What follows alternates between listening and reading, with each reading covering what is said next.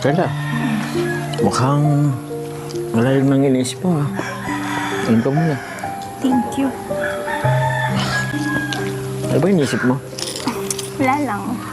Kasi sa tuwing uwi ako dito kay mama, iniisip ko yung kung anong mangyayari sa future. Ganun.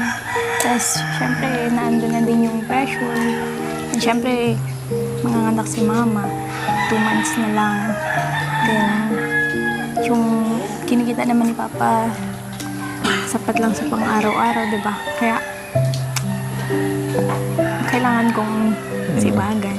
Oo.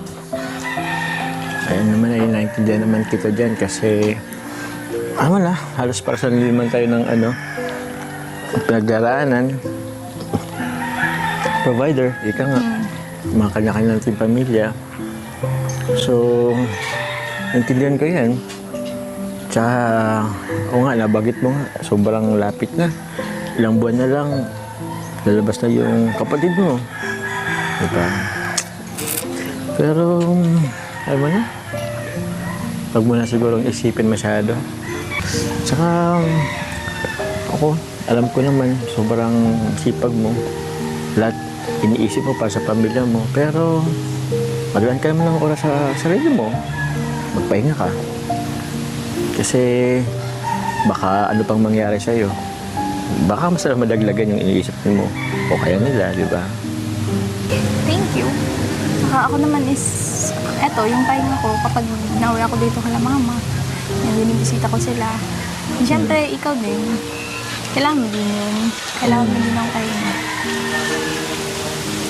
Kaya nga, kung tingin mo, andito ako, nandyan ka. Parang, alam mo yun, parang pahinga natin yung isa't isa. Dito lang ako. Huwag na masyadong isipin yun. Tsaka 2 months pa naman eh. Alam mo, tayo nga, di ba? Kahit paano paano ngayon nakapag-ano tayo, di ba? Savings, compare before. So, kung baga nalagpasan natin dati, alam ko namang mas malalagpasan natin ngayon. Siya pala, tanong ko lang, kumusta na pala yung bahay mo? Ano ba bang kulang dun? Madami pa. Pero, okay lang naman.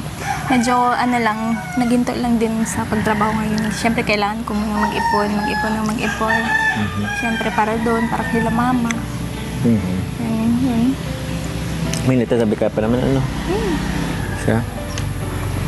Ako, wala na eh. Ito pala. Hindi, kailangan... Anyway, kailangan talaga natin magtabi. Panigurado tayo. Tulad na nga, pag may mga emergency, di ba? Alam mo, Carla, naisip ko lang. Di ba patapos naman yung bahay natin? What if pagkatapos yung bahay natin, magpakasal na tayo? Sorry! wait lang, sorry. Kasi, para namang out of nowhere, basta-basta ka na lang nabanggit niya. Ma, tanya. Sige, okay na yan. Sorry. Sige, okay lang yan. Alam mo, hindi pa ako naliligo. Okay na, ayaw mo na. Sige na. Okay na, Sige na. Okay na, ayaw mo na. Sorry, pabigla-bigla ka naman kasi. Nabigla ka ba? Okay na. Okay na. Ay, taan to si Amber. Ako na. Thank you, Amber. Ate mo kasi eh. Ha? Kaya, ay. Grabe naman yan. Okay lang, Pambi. Okay ka na dyan? Ikaw naman. Ba't? Ano ba nakakagulat sa tanong ko? Para Kasi namang hindi naman, mo inaasahan yun eh. Pabigla-bigla ka naman eh. Oo. Tsaka, alam mo naman, sa hirap ng panahon ngayon, di ba? Nakaka-pressure na nga ang lahat eh. Oo. Tapos, ang dami ko na iniisip eh. Tapos, dadagdagan mo pa. Ay? Mabigat na ba ako sa'yo? Dagdag ba ako sa isipin mo? Dagdag ba ako sa problema mo? Hindi, Ay, lang naman. hindi naman yun yung ibig sabihin. Ba't hindi ka nakasagot agad? Para tuluyan. Sorry. sorry. Magpunis ka na lang. Isang basa ka tuloy. Ay, nalungkot naman ako bigla doon. Alam na, naintindihan naman kita. Sige na. Yan mo na. Hindi ko na ulit tatanungin.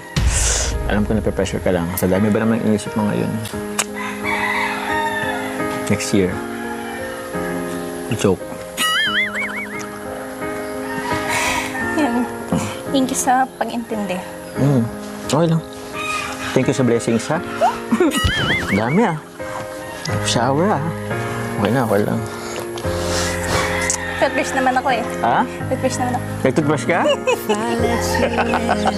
I just like the way you are.